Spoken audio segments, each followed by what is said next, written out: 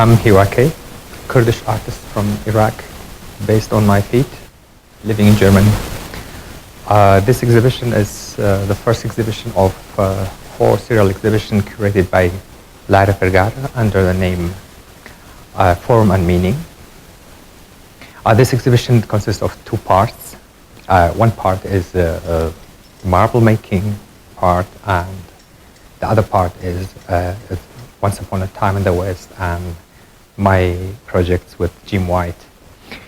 So this marble making part is it's based on my own story, which as a child, where I used to live with a family. My family was used to move from Kurdish areas to Arabic areas because Iraq is more multi-ethnic country, and so it's also a lot about these children games and how much of politics is embedded in the techniques of playing, for example, every game, and especially marble games, and how much of horizontality and verticality are in these marble games. And so what we are doing is we produced it on two carpets. One of them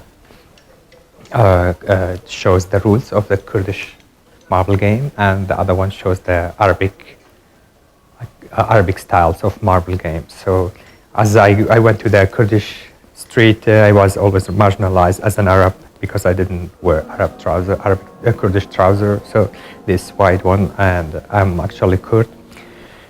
And so it's mostly about the story, how I bankrupted the whole street by using my very aggressive Arabic technological smart way of playing marble, and selling it back to the children, and buying from that a Kurdish trouser. And by that I was included as a Kurd. I was never told an Arab again.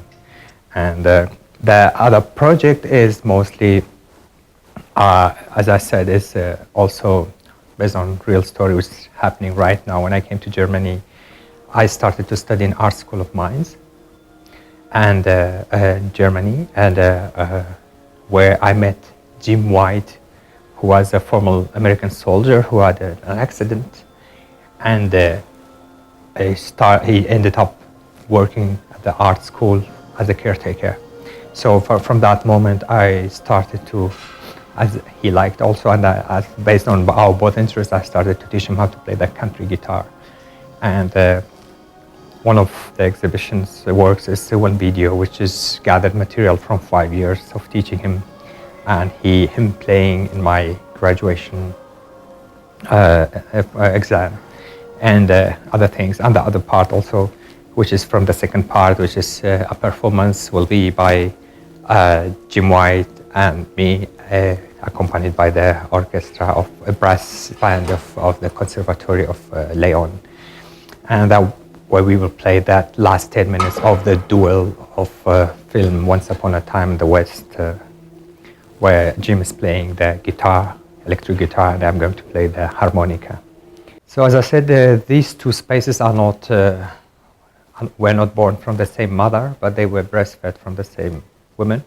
So they are kind of not related, but there are certain kind of things, they smell after each other. So, and this room also, one of the things which we included is a video of Najad, who started as a child to collect and melt Coca-Cola cans and every other metal cans in order to sell them back, and after that until he made his own workshop, and he's a really very rich guy now, and he's making his business around the globe, and he's selling the melted material which he bought from the American army, like sometimes for $50,000 he buys a lot of material, and he melts them and he sends them to other countries like China, like Europe, and India and other countries.